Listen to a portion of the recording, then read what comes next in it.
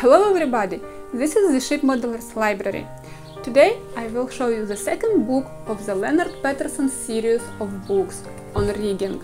This is the rigging of period Fore-and-Aft rigged craft.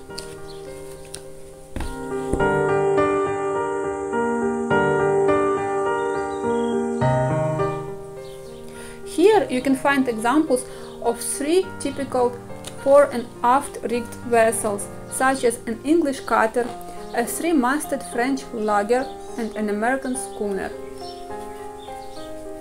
This book was created for simplifying ship modelers' lives.